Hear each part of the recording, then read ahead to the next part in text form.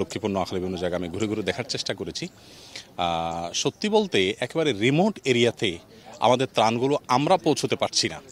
এটার জন্য আসলে প্রশিক্ষিত বাহিনী ছাড়া কোনোভাবেই আমরা কাজ করতে পারবো না। আমাদেরকে বিভিন্ন ব্যবসা প্রতিষ্ঠান থেকে অনেকে অফার করেছেন যে হেলিকপ্টার দেই, আপনারা উদ্ধার কাজ করেন, আপনারা ত্রাণ কার্যক্রম পরিচালনা করেন। আমরা বলেছি যে দেখুন, প্রশিক্ষিত লোক ছাড়া হেলিকপ্টার আমরা উদ্ধার করতে গিয়ে একজন মানুষকে দুর্ঘটনার মধ্যে ফেলে দিতে পারি। সো এখানে আসলে বাংলাদেশ সেনাবাহিনী, নৌবাহিনী, বিমান বাহিনী সহ এই সমস্ত বাহিনীগুলো তারা তাদের কাজ করবেন। অলরেডি তারা করছেন আলহামদুলিল্লাহ, খুবই ভালো। তবে এখনও পর্যন্ত এমন অনেক এলাকা আছে যে এলাকাগুলোতে আসলে কোনো খাবার পৌঁছচ্ছে না। অনবরত মানুষ আমাদের সাথে যোগাযোগ করছে, ভাই এখানে 200 মানুষ আছে, আজ 3 দিন খাবার নাই, আপনারা পাঠান। আমরা আসলে ট্রাকের বহর নিয়ে বসে আছি ফেনীতে, বাট সেখানে আমরা যেতে পারছি না।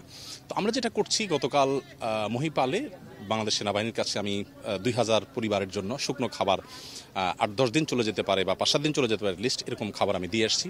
আজকে আমরা আরও কয়েক কাভার্ড ভ্যান ইনশাআল্লাহ বাংলাদেশ সেনাবাহিনীর হাতে হস্তান্তর করব। আমার মনে হয়েছে যে এখানে তাদের রোলটা অনেক গুরুত্বপূর্ণ আমাদের সাধারণ মানুষের চাইতে। আমরা সাধারণ মানুষের যে ভালোবাসাগুলো সেগুলোকে প্যাকেট করে আমরা প্রস্তুত করে দিচ্ছি, বাকি কাজটা তারা করবেন।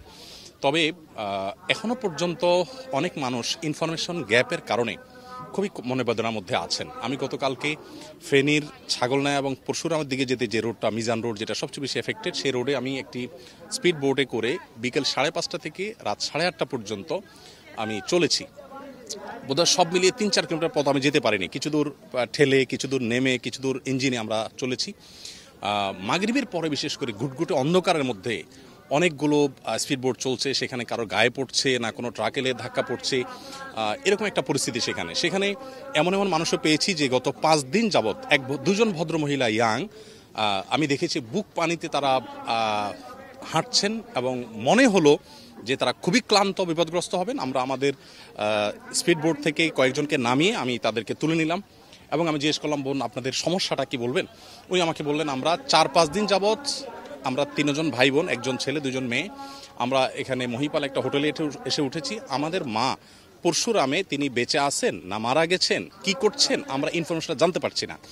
তো মোবাইল সিস্টেম অনেকটা ভেঙে পড়েছে, যোগাযোগ ব্যবস্থা ভেঙে পড়েছে, যার কারণে যোগাযোগ করা যাচ্ছে না। তো বললেন যে আমরা আসলে এই শুধু মাটা বেঁচে আছেন কিনা এই ইনফরমেশনের জন্য আজ 5 দিন প্রতিদিন সকালে এই পানি দিয়ে আমরা যাই কয়েক মাইল, আবার ফিরে আসি বিকেলে সন্ধ্যায়। এটাই আমাদের কাজ, কিন্তু আমরা কোনো কুলকানা করতে পারছি না। তো এই জায়গাটাতে আসলে বিশেষভাবে ফোকাস দেওয়া আমার মনে হয় খুব গুরুত্বপূর্ণ। মানুষ খাদ্যে কষ্ট করছে, আর তথ্যের যে গ্যাপটা তৈরি হচ্ছে, এটার কারণে মনে হয়তো আমার মা ভালোই আছেন, কিন্তু যোগাযোগ করতে না পারার কারণে এই মানসিক বেদনাটা অনেক বেড়ে যাচ্ছে। এখন ত্রাণের যে প্যাকেটগুলো যাচ্ছে, এর মধ্যে বিশুদ্ধ পানি যাওয়ার গুরুত্বকে সবচেয়ে বেশি আমরা মাথায় রেখে দিচ্ছি। গতকাল বাংলাদেশ সেনাবাহিনীর কাছে আমরা যে মালামাল হস্তান্তর করেছি, সেখানে প্রচুর পরিমাণ আমরা আলাদা করে পানির বোতল দিয়েছি। আমাদের কাছে ফেনী শহরের অনেক বাসিন্দারা বলেছেন, ভাই আমাদেরকে একটা পানির বোতল দেন, কারণ 8তলা 10তলা বিল্ডিং, আমি কালকে একটা 10তলা ভবনের 10তলা সিঁড়ি বেয়ে উঠেছি উপরে। 10তলা ভবনে বিদ্যুৎ নেই 4-5 দিন। বিদ্যুৎ নেই মানে হলো পানি নেই, তাদের স্যানিটাইজেশন ব্যবস্থাপনা ভেঙে পড়েছে। এই মুহূর্তে তারা এক ঢোক বিশুদ্ধ পানি চায় এবং তাদের সুস্থ রাখবার প্রয়োজনে আমরা যারা ত্রাণ কার্যক্রম পরিচালনা করছি, আমাদের বিশুদ্ধ পানি দেওয়াটা খুব গুরুত্বপূর্ণ। আমরা বিএসটি অনুমোদিত কয়েক লাখ পানি বিশুদ্ধকরণ ট্যাবলেট দিচ্ছি মানুষকে, আর পানির বোতল দেওয়ার চেষ্টা করছি।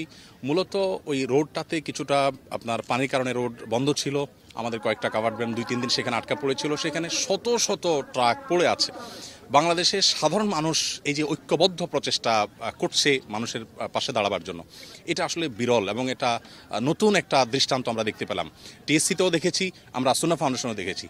এই অপরচুনিটিটাকে এখন সবচাইতে আপনার গোছালোভাবে অর্গানাইজ ওয়েতে এটাকে যদি আমরা ব্যবহার করতে পারি, আমার মনে হয়, আমি এর আগেও বলেছি যে 40-50 লাখ এফেক্টেড মানুষের জন্য 18 কোটি মানুষ দাঁড়িয়ে গেলে এটা কোনো ব্যাপার না ইনশাআল্লাহ। কিন্তু সেভাবে হতে হবে। স্বাস্থ্য সচেতনতা বৃদ্ধি করার পাশাপাশি বিশুদ্ধ পানি তাদেরকে দেওয়া দরকার। মেডিকেল টিম একটার পর একটা কাজ করা দরকার। আসুনা ফাউন্ডেশন থেকে অনেকগুলো মেডিকেল টিম নিয়ে আমরা কাজ করব, আমাদের পরিকল্পনা আছে। ইভেন আমাদের এখানে যারা স্বেচ্ছাসেবা দিচ্ছে তাদেরও এখানে প্রাইমারি মেডিকেল ট্রিটমেন্ট দেওয়ার জন্য আমাদের এখানে ডাক্তাররা আছেন, টুকটাক সমস্যা হলে সেটা দেখছেন। ওখানে এই কাজটা আমরা আরও জোরালোভাবে ইনশাআল্লাহ করবো চাই।